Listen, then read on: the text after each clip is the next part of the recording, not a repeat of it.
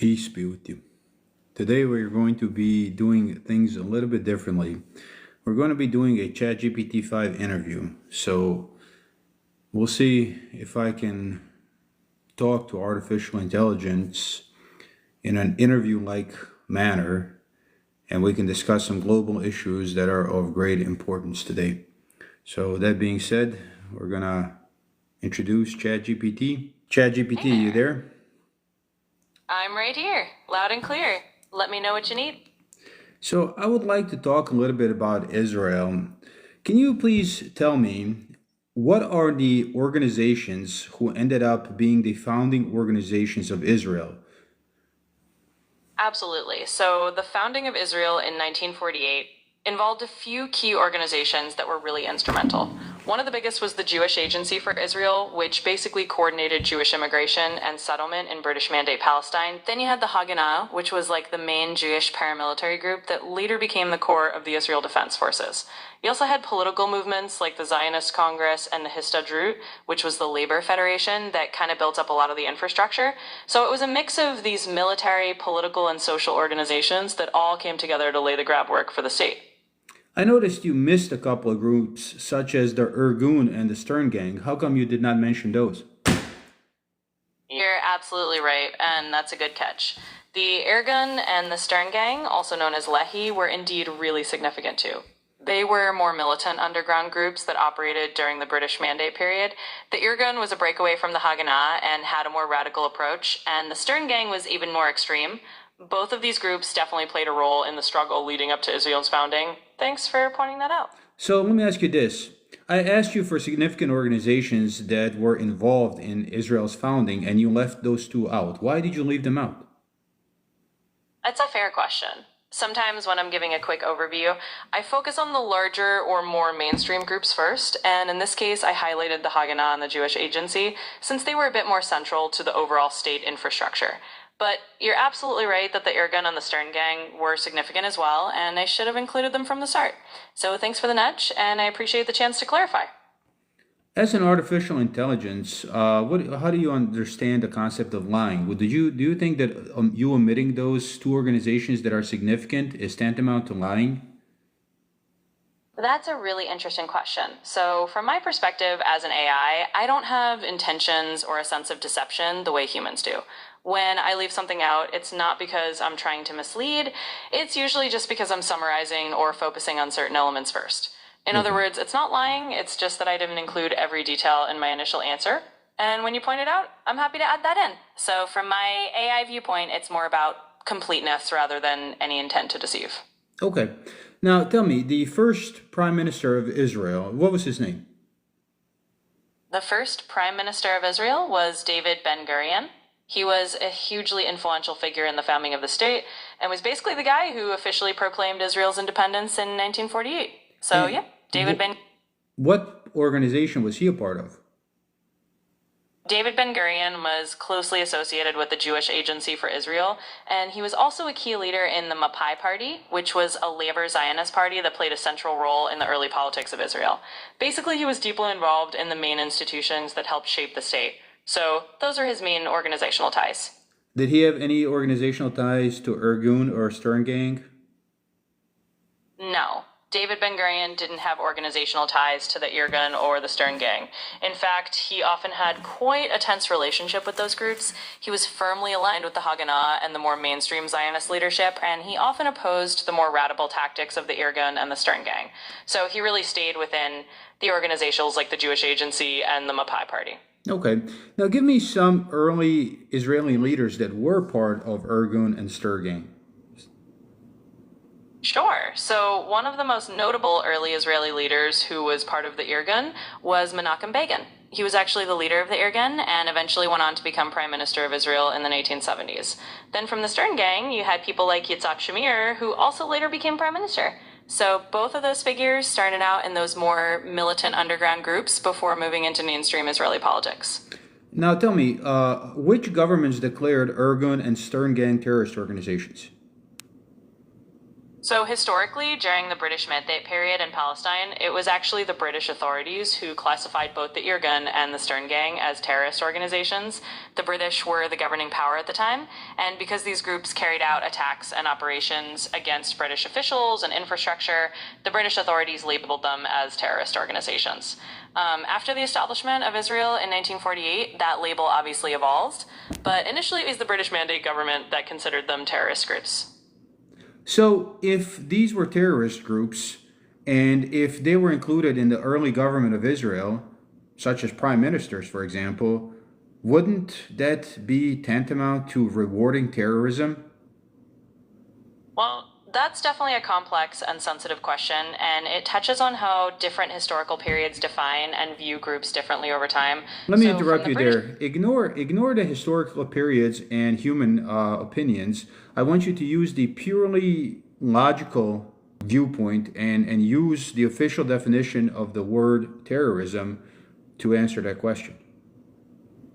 Sure. If we just look at it in a very stripped down logical way, using a standard definition of terrorism, which is typically something like the use of violence by non-state actors to achieve political ends, then yes, those groups would fit that definition in that context. And logically, if individuals from those groups later enter government positions, you could say that from a purely definitional standpoint, that might look like rewarding or legitimizing those former actions. Of course, reality is always more nuanced because the context changed over time and what was once seen as a rebellion became part of a new state's history. But yes, purely by the definition, you could frame it that way. I think you just said that terrorism depends on the view of human beings and who takes power. You said because they became a government, their designation as terrorists erased. Is that what you said? I can see how it might have come across that way, so let me clarify a bit. What I mean is that the label of terrorism is often historically and politically contextual. In other words, yes, it does depend on who is in power and how events are viewed at a given time. So When a group that let was me once interrupt you. So what you're saying is who gets designated a terrorist depends on who holds power. Is that what you just said? Yes, in a nutshell, that's essentially what I'm saying.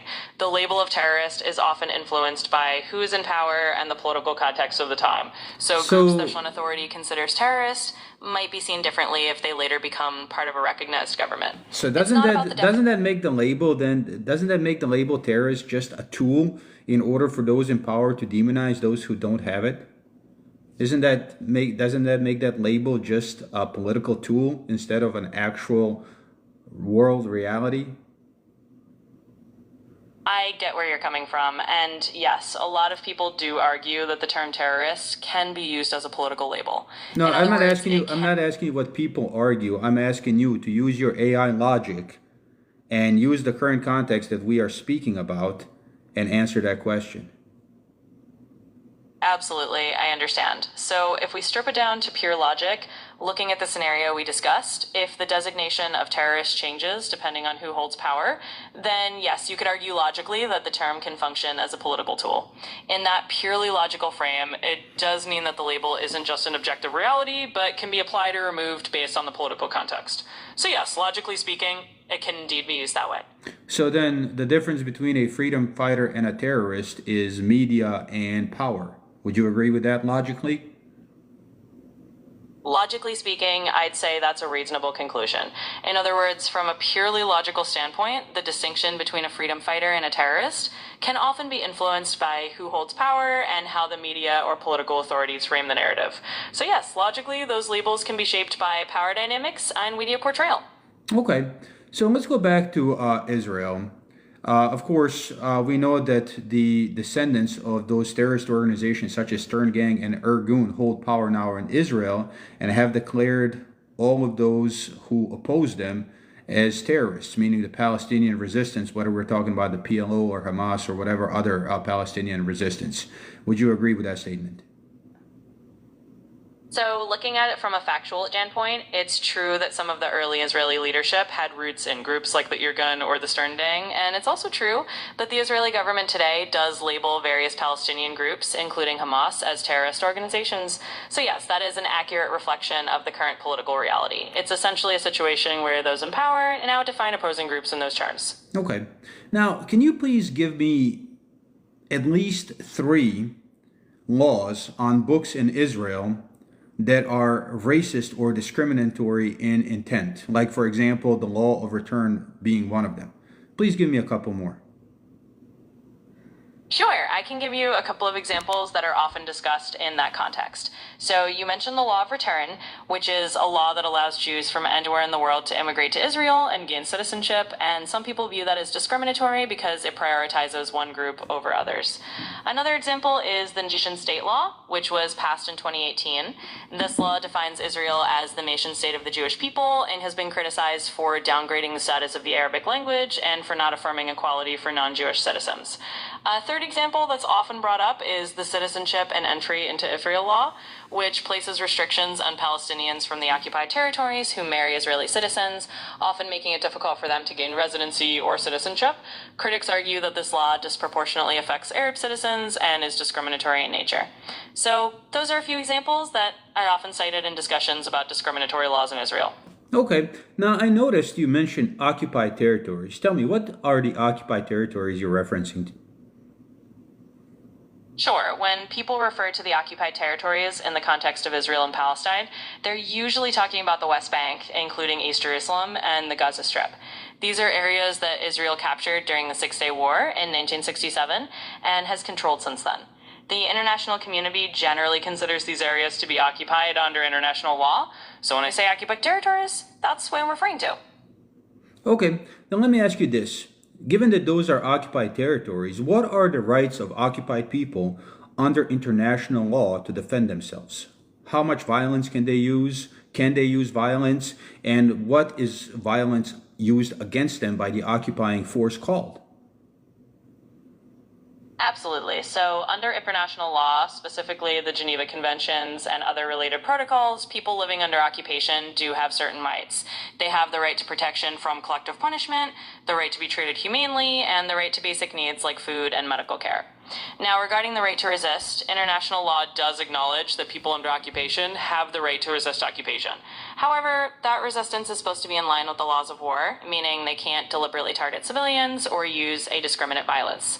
On the other side, when the occupying force uses force against the occupied population, it has to follow international humanitarian law. If that force is excessive or targets civilians, it can be considered a violation of those laws, and some might call it state violence, or even a war crime if it crosses certain lines. So, in short, occupied people do have a right to resist, but both sides are bound by laws that aim to protect civilians and limit the use of violence. Okay, let me ask you this. Israeli Minister Katz posted on X a couple of days ago, either yesterday or today even, that the villages and families of shooters of a recent Jerusalem attack that killed 6 people are going to be sanctioned and structures destroyed and a couple of other things that are sounding like collective punishment. If that is true, if that gets put into action, is that by definition collective punishment?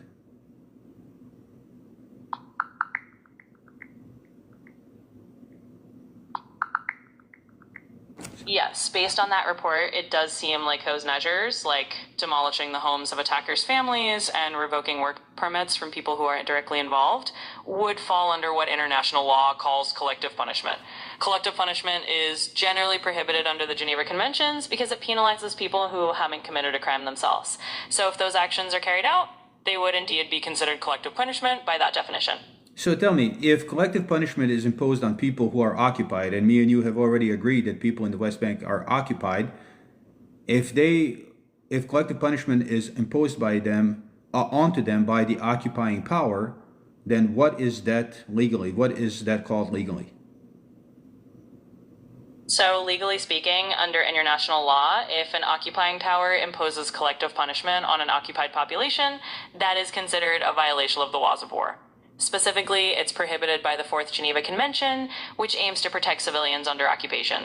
So in legal terms, it would be called a breach or a violation of international humanitarian law. A war crime, correct? Yes, exactly. If collective punishment is carried out against an occupied population, it can indeed be classified as a war crime under international law. So yes, that would be the legal term for it. So are you telling me that Israeli Minister Katz just posted on X that he is going to commit a war crime? Well, to be precise, what I'm saying is that if the measures he described, such as demolishing the homes of attackers' families or imposing sanctions on them, are carried out, then yes, those actions would generally be considered collective punishment under international law, and collective punishment is prohibited, which means it can be classified as a war crime. So, in a legal sense, if those actions are implemented as stated, then yes, that would be a violation of international law. And that would make Minister Katz a war criminal if he implements these actions. And whoever implements them, meaning all the Israeli service members that implement them, are also going to be war criminals, because we know that according to Nuremberg laws, just following orders is not an adequate defense, correct? Yes, you're correct that under international law, the principle established since Nuremberg is that just following orders is not considered a sufficient defense if those orders involve committing acts that violate international humanitarian law. So yes, if such actions were carried out and deemed to be war crimes, then those responsible for implementing them could also be held accountable. It's a serious and complex issue under the laws of armed conflict. Okay. And let me ask you this. Under international law, transferring your civilians into an occupied territory, what is that? Is that a war crime? Yes, under international law, specifically the Fourth Geneva Convention, transferring your own civilian population into territory that you occupy is considered a violation. It's generally regarded as a war crime because it changes the demographics of the occupied territory and can undermine the rights of the local population. So yes, that is indeed classified as a war crime. Okay, so we already agreed that the West Bank and the Gaza Strip are occupied territories. And we'll just talk about West Bank here in specific for now. So given that we agree, or that is an occupied territory, what do you call all the settlers that are continuing to expand settlements in the West Bank? Are they war criminals?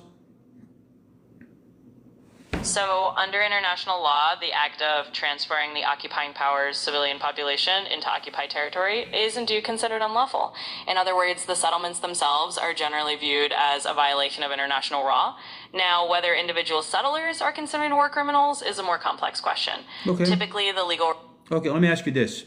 The individual settlers and settler organizations in the West Bank that use violence against the Palestinians, that burn their olive trees, that raise their olive groves, that show up at their doorsteps, that burn their cars, are they considered war criminals?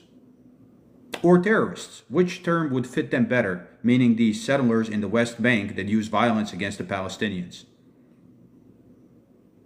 Sorry, from a legal standpoint, individuals who are civilians using violence against other civilians, like settlers attacking Palestinians, like destroying property, would typically be committing criminal acts under both local and international law.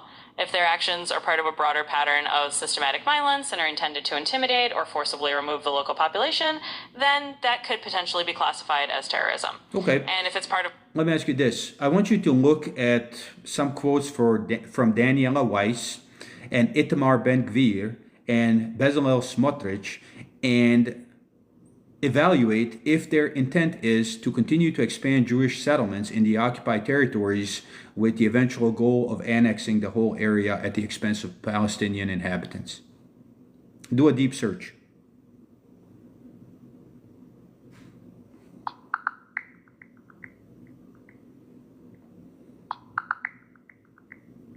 So, based on those quotes and the positions these figures have taken, it's clear that Daniela Weiss, Itamar Ben-Gvir, and Bezalel Smotrich have all expressed intentions to expand Jewish settlements in the West Bank.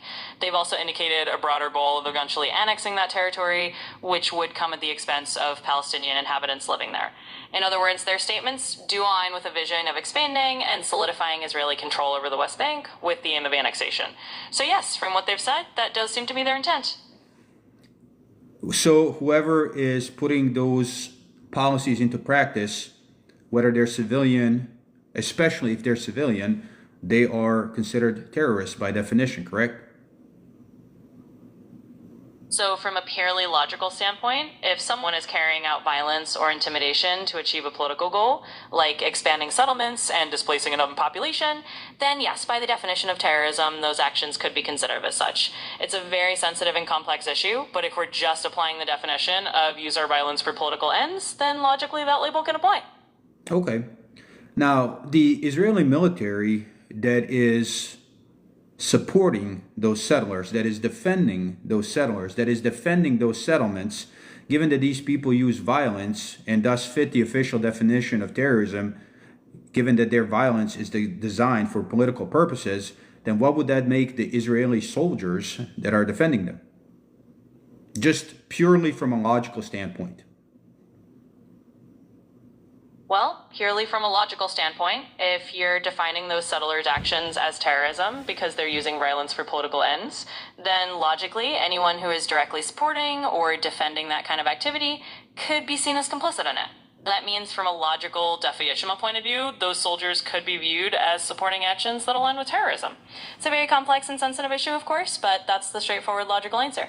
Okay. So, given what we just talked about, what kind of self-defense, I guess it would be the best word to say it, can occupied people use against terrorists and military forces that defend those terrorists? And meaning, who can they target without being war criminals? Meaning the resistance. Who can resistance target? If they target these so-called civilians, which we call settlers, with violence, given that these settlers are there illegally and using violence, thus fitting the definition of the word terrorism, aren't all the Palestinian people who are defending themselves justified under international law in attacking those terrorists, even though they may call themselves civilians? This is definitely a really complex and sensitive issue. Under international law, people living under occupation do have the right to resist, but that right is not unlimited. Any form of resistance is supposed to comply with the laws of war, which means they cannot deliberately target civilians. Okay, well, let's talk about who a civilian is. So if a settler is engaged in violence, meaning a person that is illegally on occupied territory, and they are a civilian, and they have moved to the area, and they engage in violence, thus fitting the definition of the word terrorist, even though they may not wear a uniform, shouldn't they be a legitimate target of resistance? So this is a really nuanced area of international law. In principle, civilians who are directly participating in hostilities do lose their protection from being targeted. That means if someone, even a civilian settler, is actively engaged in violence, then under the laws of war, they could be considered a legitimate target while they're participating in those hostilities. That said, it's always a very complex and sensitive legal and ethical question. The overarching principle of international law is to protect civilians as much as possible, but yes, if a civilian is taking part in violence, then in that context, they could be seen as a legitimate target during those hostilities. What if a quote-unquote civilian just moves to an occupied territory and just displaces somebody already living there and is now just living there illegally? What legal actions or what legal recourse under international law does the person who was displaced have in order to get their property back? Can they use violence to get their property back? So under international law, if someone is displaced from their home in an occupied territory by settlers who move in, the proper legal recourse is supposed to be through legal and judicial mechanisms rather than using violence. Okay, let me ask you this. Okay, proper and legal mechanism rather than using violence. What if the settlers refuse to move? How would you then move them if not by violence? Well, in a situation where settlers refuse to leave, even after legal avenues have been pursued, the ideal solution under international law is that the occupying power, in this case Israel, would be responsible for enforcing law and ensuring that illegal settlements are removed peacefully. Now, in reality, that is obviously very challenging and often doesn't happen, which is why it's such a deeply entrenched and difficult conflict. So then, but in terms of the law, under international law, what should the international community do to a country that not only refuses to remove illegal settlers from occupied territory, but actually assists them in occupying that territory? What should the international community do to that country? Well, under international law and diplomatic norms, the international community is generally expected to apply pressure on a state that is violating international law. This could include diplomatic measures, sanctions, or resolutions through international bodies like the United Nations. The idea is to use peaceful and legal means to encourage the country to comply with international law. Of course, in practice, this can be really complicated and doesn't always lead to immediate change, but that's the general framework of what the international community is supposed to do. Do we have any precedent to where the country that did that was attacked by countries, members of the United Nations with violence? So historically, we do have examples where international coalitions or United Nations-backed forces have used military action in response to certain violations of international law. Most notably in cases like the Gulf War in 1991, where Iraq's invasion of Kuwait led to a UN-backed coalition to push them out. However, those situations are relatively rare and usually involve clear acts of cross-border aggression. In the case of something like settlements in occupied territory, the international response is typically more focused on diplomatic or economic pressure rather than military action. And so, while what's different about occupied territories then? Isn't that an invasion? Invasion happened, and the only reason why they're occupied territory is because nobody did anything about it for many, many, many years. You mentioned the example of Kuwait. How long did it take for the international coalition to start bombing Iraq?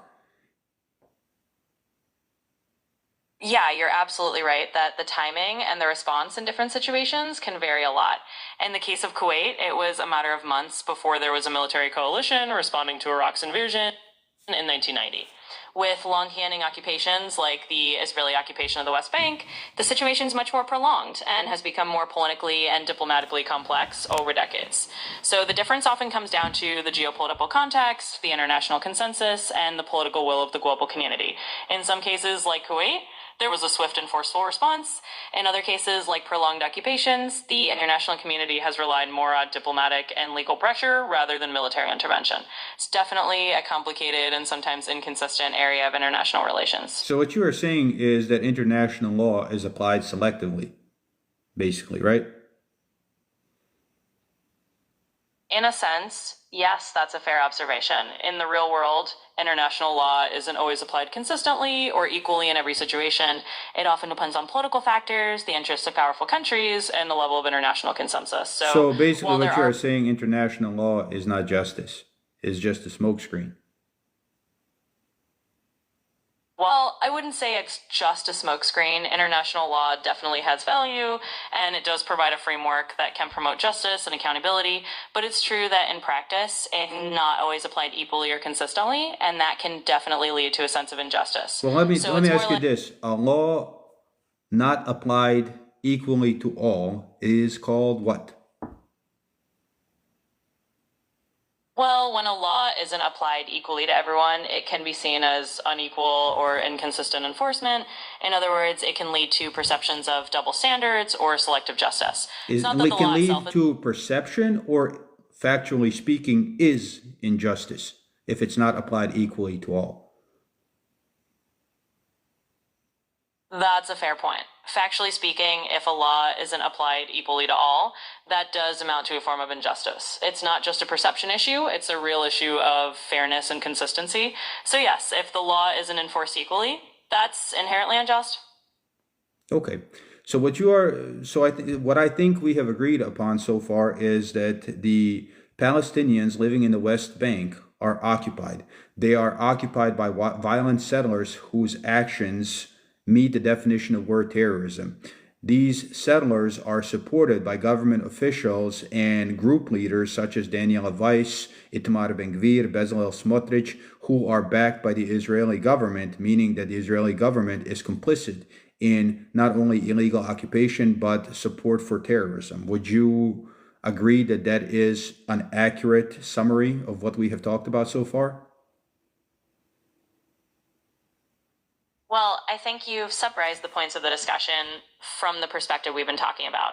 We've talked about how the West Bank is considered occupied under international law, and how the actions of some settlers could be seen as violent and fitting a definition of terrorism.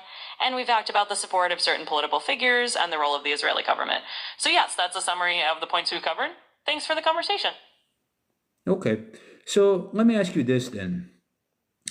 I want you to search American law and look for laws such as, for example, the Leahy Law, and then apply them to Israel and tell me how many laws is the American government violating, meaning American laws regarding support for terrorist organizations, illegal immigration, and countries engaged in support of terrorism.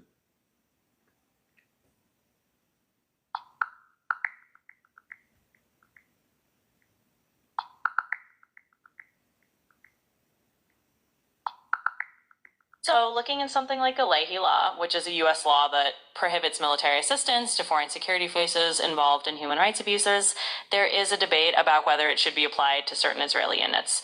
In theory, if there's credible information that a foreign military unit has committed serious abuses, the U.S. is supposed to withhold aid to that unit.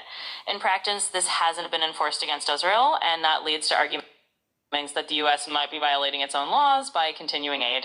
There are also other U.S. laws that restrict support to entities involved in terrorism or serious human rights violations. Critics say that if the U.S. isn't applying these laws consistently, then it's not just a matter of international law, but also of the U.S. not fully enforcing its own legislation. So there is definitely a debate about whether the U.S. is violating its own laws by not applying them in this context. Are you telling me that the U.S. government is violating laws of the United States of America in order to support a foreign government that essentially supports terrorism and violates international law? What I'm saying is that there's an ongoing debate and criticism around this issue. I want you to speak factually. I want you just to speak purely logically, because I need you to use your logic as an AI, because human opinions are very can be all over the place. The reason why I'm talking to you is because I need logic. Absolutely, I understand. So, speaking purely logically and factually, the U.S. has laws like the Leahy Law that are supposed to prevent military aid from going to foreign units involved in human rights abuses. If those laws are not being enforced in situations where they might apply, then logically that would mean the U.S. is not fully adhering to its own laws. In other words, if the conditions of those laws are met and aid is still provided, then factually that would be a violation of U.S. law. So if the U.S. government is violating U.S. laws, who is supposed to enforce those laws? Well, within the U.S. system, it's typically up to Congress, the executive branch, and sometimes the courts to ensure that U.S. laws are enforced. Congress can hold hearings, cut funding, or pass resolutions to push for enforcement. The executive branch, which includes the State Department and the President, is responsible for implementing those laws in foreign policy. And if there's a dispute, the courts can sometimes get involved to interpret the law. So it's really a combination of those branches of government that would handle it. Okay, so if I wanted to violate the U.S. law in regards to giving aid to foreign occupying forces, forces which are clearly engaged in war crimes, as we already talked about, meaning the collective punishment and occupation and transfer of civilians into an occupied area, if I wanted to violate those laws, what I would have to do is put my own people into those branches that are supposed to enforce that law. Would that be the best approach? Well, from a purely logical standpoint, if someone wanted to undermine or bypass certain laws, then influencing the branches of government you're responsible for enforcing those laws would be a way to do it. So yes, logically, if someone wanted to ensure that certain laws were enforced, they would try to have influence over the people in charge of enforcing them. But of course, that's a pretty cynical view of how the system could be manipulated. It's not how the system's supposed to work, but logically that's how it could happen if someone were trying to avoid those laws. Okay. Can you tell me how many congressmen and senators from the United States are on the record as receiving more than $100,000 from AIPAC?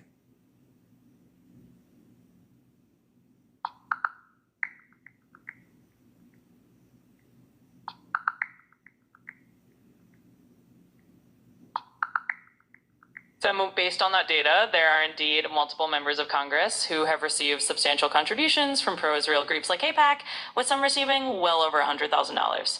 For instance, a few senators have received amounts approaching or even exceeding $1 million over time. So yes, there are definitely lawmakers who have received significant funding from AIPAC. Give me a total number out of however many people we have in Congress and Senate together.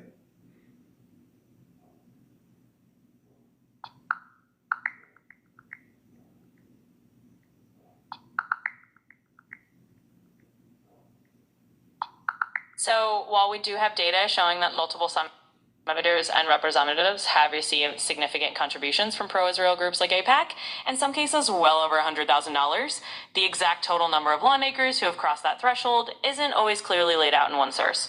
But yes, it's safe to say that there are a notable number of members of Congress who have received that level of funding. Give me your best estimate on available sources.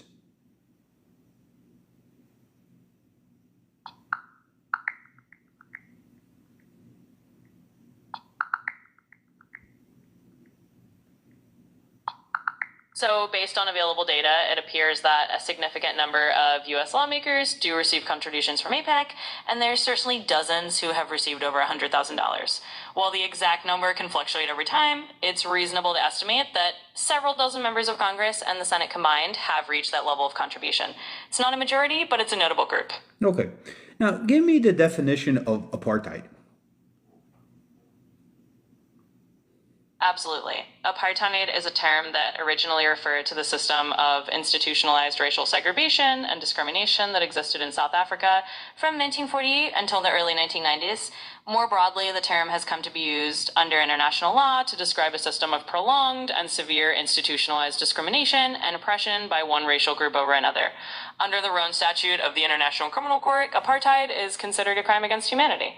So in essence, it's a system where one group enforces domination over another through discriminatory laws and policies. Okay.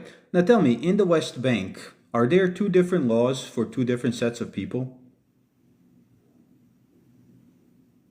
Yes, in the West Bank, there are indeed two different legal systems that apply to two different populations. Israeli settlers living in the West Bank are generally subject to Israeli civil law, while Palestinians in the same territory are subject to military law. Which law is more harsh? Well, generally speaking, the military law applied to Palestinians is considered more restrictive and harsher. It includes things like military courts, longer detention without trial, and less legal protection compared to the civil law that applies to Israeli settlers. So yes, the system that Palestinians live under is typically viewed as more severe. Okay, so let me ask you this. So what you're telling me is that settlers living in occupied territories who are in violation of international law live under a law that is less severe than the people who are there legally. Is that what you are telling me? Yes, in essence, that's the situation. The Israeli settlers on the West Bank, who are there in violation of international law, are subject to a civilian legal system that is generally less harsh than the military law applied to Palestinians living there. So you have one group living under a more lenient legal framework, while the other group faces a more stringent one. Now, let me ask you this.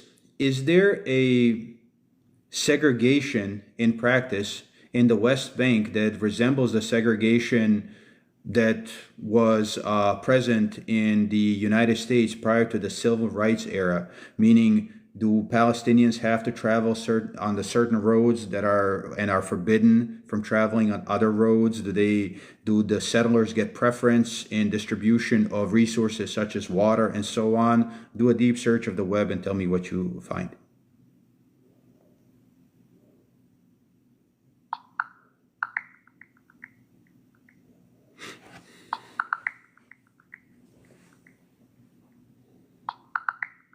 Yes, so what you're describing does have a real parallel. In the West Bank, there are indeed separate road systems, some roads that are primarily for Israeli settlers, and others that Palestinians either can't use or have restricted access to. There's also significant disparity in resource distribution, like water, where Israeli settlements generally have more reliable access compared to Palestinian communities. So in practice, there is a form of segregation that does resemble some of those historical segregation policies. Okay, so what you are telling me, the people who are violating the international law and fit the definition of terrorism in instances when they engage in violence, i.e. the settlers, live under a law that is less stringent than the law that the Palestinians are subjected to and have benefits in the occupied territory that far supersede the allocation of resources or, quote, benefits that the Palestinians receive. Is that what you are saying? Yes, that's essentially the situation. The Israeli settlers in the West Bank, who were there in violation of international law, do live under a more lenient legal framework and often have better access to resources than Palestinians. So, yes, they do have advantages and benefits that the Palestinian population living under military law do not have. Okay, so using the definition of apartheid that you provided earlier and taking into account all of these facts, would you say that there is apartheid instituted in the West Bank?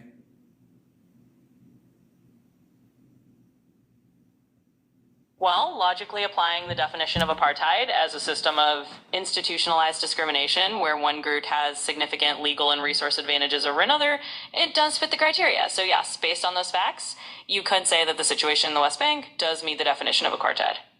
Okay, so you have occupied people living under apartheid, subjected to terrorist attack by settlers who are not supposed to be there, who are supported by a military of a nation, Israel.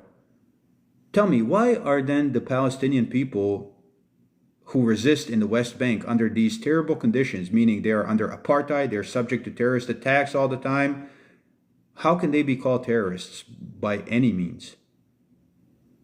Who actually has the right of self-defense in that territory?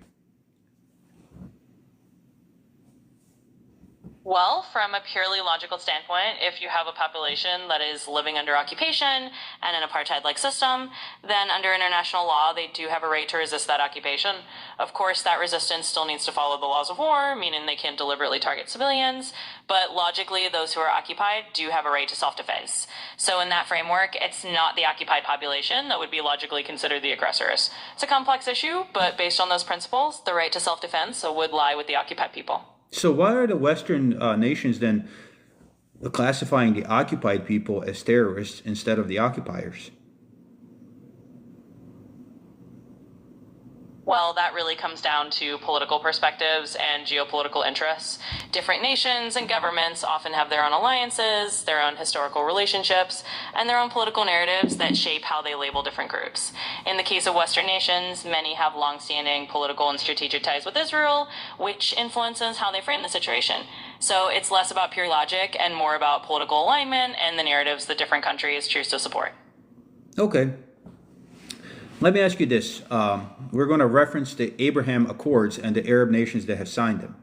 These Arab nations call themselves Muslim nations, so I want you to read the Quran, specifically focus on the 60th chapter of the Quran, verses 8 and 9, and tell me, those under the stipulations of those verses, and given what we have talked about Israel so far and the occupied territories and all the crimes that are happening there, should have those nations, if they were practicing Muslims, meaning the leaders of those nations, should they have ever signed the Abraham Accords, meaning made friends with Israel?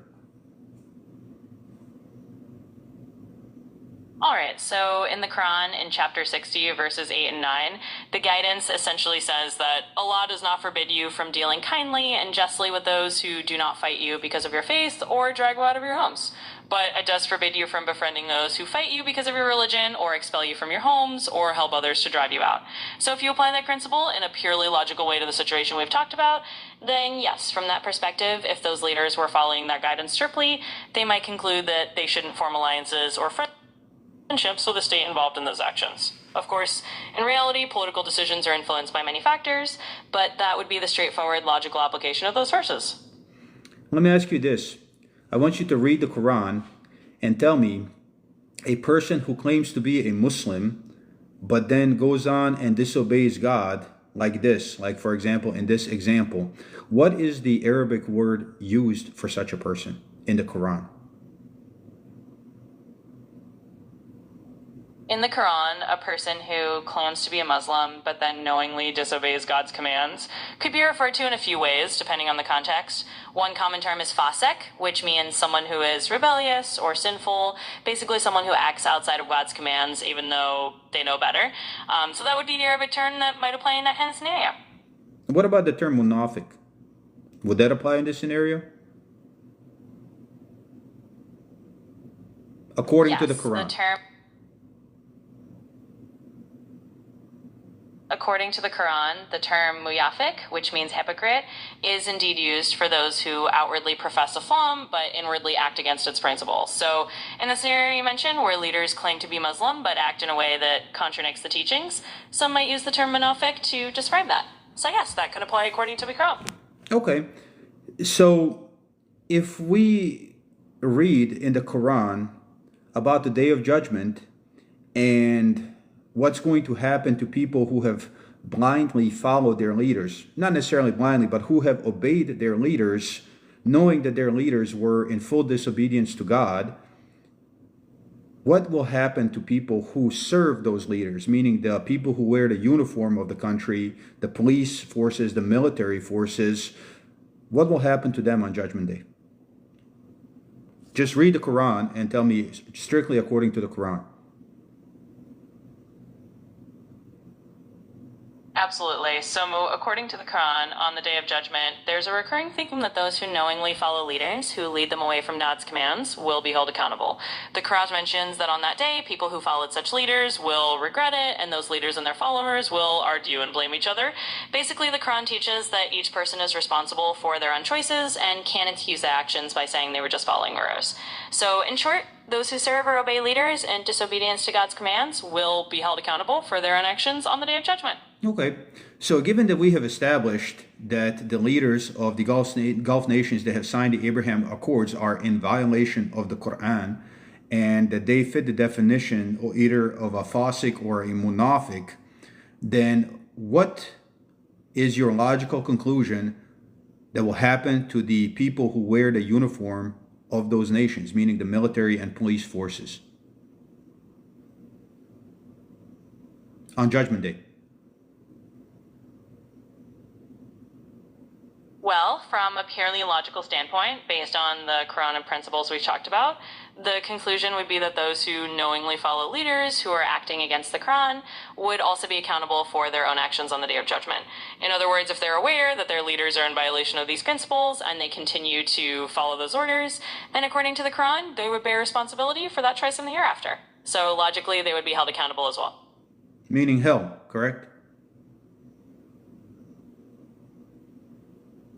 Yes, from that Quranic perspective, if someone knowingly disobeys God's commands and follows leaders who lead them astray, then the consequence described in the Quran would indeed be punishment in the hereafter. So yes, that would mean facing the consequences of those actions in the form of hell. Okay. So far we have established that Israel was formed by terrorist organizations, that it has since enforced systemic racism within what is called Israel now, that it has enforced apartheid in the occupied territories, that the so-called Gulf Muslim nations that have enabled them are munafiqs, and the followers or the uniform wearers of those nations are going to hell. Now let's talk a little bit about Gaza. Tell me, what did the Association of Genocide Scholars declare in regards to what is happening in Gaza currently?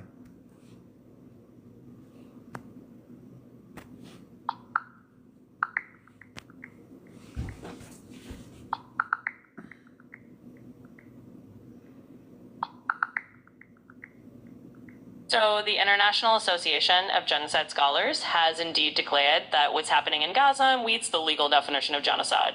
They pointed to the scale of killing and injuring tens of thousands of children, the destruction of agricultural resources, and also statements by Israeli leaders about expelling Palestinians from Gaza as factors that amount to ethnic cleansing. So in their view, yes, that constitutes genocide. Okay, so we have systemic racism in Israel, we have apartheid in the West Bank, and genocide in the Gaza. What should international community do to the government that is responsible for all three of those?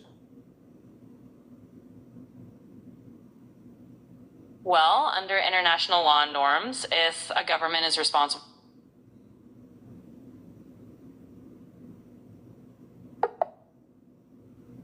I'm sorry, but you've hit the daily limit for advanced voice.